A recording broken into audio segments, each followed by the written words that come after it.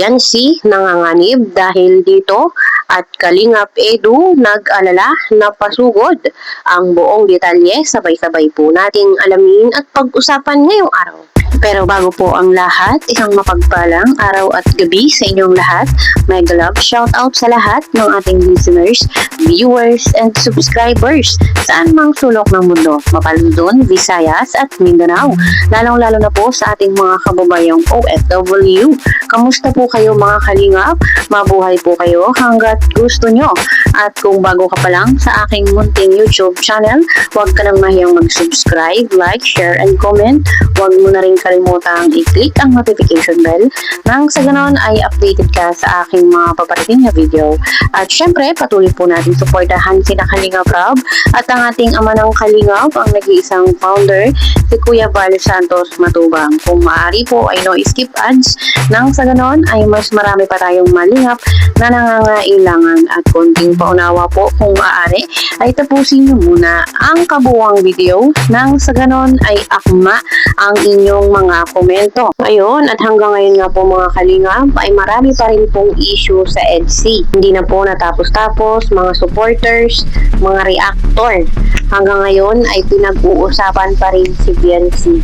Mabuti na lang at matatag-tatag si Biancy sa lahat ng mga pampatikos at paninira sa kanya. Pero sabi nga ay EDSI hanggang dulo wala pong bibitaw hanggat wala pong ipinakikilala ang EDSI sa publiko ay tuloy lang, laban lang. Ano po? Pero sa kabila ng lahat ay meron naman pong good news dahil ang EDSI ay tuloy na tuloy sa Korea.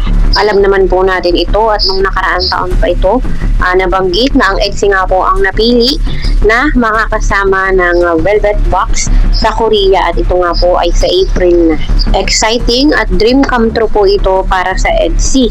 So sa ngayon ay ongoing at nilalakad na po ang mga papeles. Sana ay hindi mo-postpone at alam naman po natin ang sitwasyon ngayon sa gitnang silangan at talagang magulo ang mundo.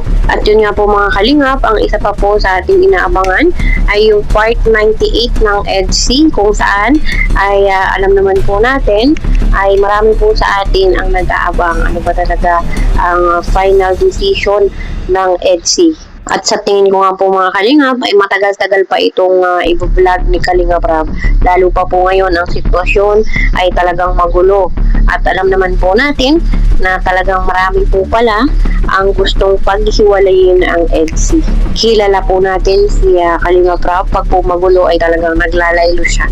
Kumbaga ay pinapalamig niya muna ang mga issue bago po i-vlog ang isang love team. So sa ngayon ang EDSI ay talagang sobrang magulo na po. Kaya sana ay maging maayos na ang lahat. Talagang nakakaawa din naman po si Biancy at si Kalingap Edu. Tahimik naman yung dalawa. Talagang yung mga nasa paligid lang ang magugulo. Nakakalungkot lang pag lumala ay baka po tuluyan talagang iwan na ni Biancy si Kalingap Edu. At yun nga po mga kalingap, alam naman po natin ang problema ngayon sa bahay ni Biancy at halos lahat nga po ng kanilang kisame ay talagang pumalya. Mabuti na lang at mabilis pong umaksyon si Kuya Val at ang kanyang mga kasama. At ngayon nga po ay isinasagawa na para po maging maayos na yung bahay dahil pag po ito ay pinabayaan ay baka lumala pa. At syempre, pag lumala, alam naman po natin, ito ay disgrasya. At dahil nga po dito mga kalingap, ay hindi po naiwasan ng mga tao na magkomento doon nga po sa bahay ni Biancy na nagkakahalagang 3 milyon. Pero dahil nga po nandyan na, nakatayo na yung bahay, ay wala na dapat sisihin o hindi na dapat magsisihan. Pero kung ating nga pong iisipin mga kalingap, ay talagang pumalpak po yung pagkakagawa doon sa bahay. At delikado nga po mga kalingap yung kisame, baka po ito ay bumagsak kung hindi aagapan. Mabuti po sana kung wala pong bata. Ay alam naman po natin, marami pang kapatid na maliliit si Biancy. Anong gagawin natin dyan sa kisame? Ako? Ano yun? Baba na? Oo. Bakit pa rin? Naluglog ko ba ganun? Wala bagang pamakuan? Kaya nga. Wala pamakuan lahat yan? Para mag-isip ko din ito. Ang delikado yun sa dilan pag yan ay bumitaw. Tapos pagdaan may bata dumaan. Di ba? Ako yan. Iba na yan. Iba na? May, Ang ako, dalang naman kasi na ano yung nakita nyo nasa moto. Madalang yung... madala ka ano pamakuan. Yung nagayon lang yung ano. Kaya ganyan. Ito mo, bumuka lang. Bumuka na nga oh. Ayan oh, ang kalingap. Ayan oh. Bumuka na. Gagawin daw yun, di ba? Gagawin daw? Sabi ko siya, basta may nagkaroon na din ng badit yan. Gagawin.